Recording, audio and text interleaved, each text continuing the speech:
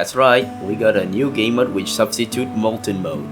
For many generations TDS has existed, Molten Mode was very dull along with many other permanent game mode because it's just hella outdated and the balancing is bad, which is why Intermediate Mode will be an alternative game mode to Molten Mode. So what is new in Intermediate Mode? Starting off, the entire wave layout is now very unique. It's no longer a typical reskin at all. As the name implies, Intermediate Mode is geared for beginner to intermediate towers. This game mode is no longer a complete joke where you can just literally cheese it by just using a sniper. Before we talk about the new enemies in this game mode, I'll first explain all the new balance changes in this update. 5 towers have been rebalanced in this update, and those are Soldier, Militant, Shotgunner, Rocketeer, and Crook Boss. Soldier has more DPS on level 2, level 3, and level 4, but the price are adjusted. Militant has more DPS on level 2, level 3, and level 4 and is overall cheaper. Shotgunner has been made cheaper on all levels, however it has less DPS on all levels as a rebalance, so Shotgunner is not an extremely overpowered tower. Rocketeer has less explosion radius than before, but the DPS is significantly increased and its death zones get smaller on level 3. Both Crook Boss, Normal and Golden variant have been buffed, with both having cheaper prices and better early game capability. That's all the balance changes. So what's the new enemies in this new game mode? There's a few enemies and some already existing enemies in this game mode. Intermediate has 30 waves of pure insanity. The game mode is centered around the theme of a lab experiment going wrong, so the final boss is a scientist. First enemy you will encounter is the usual normal, speedy, and slow.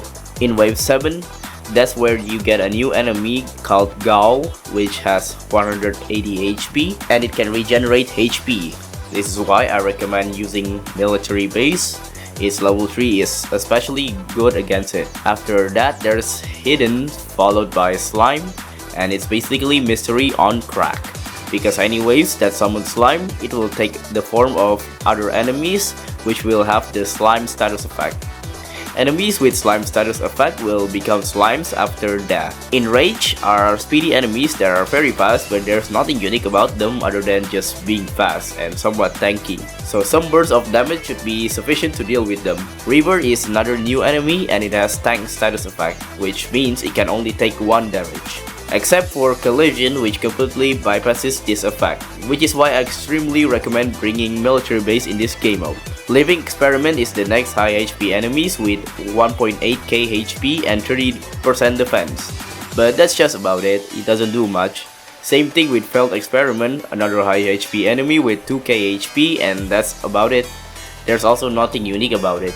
Keep in mind that some enemies will have a bloated status effect, which gives them 2 times the HP in later waves, so it's not that easy.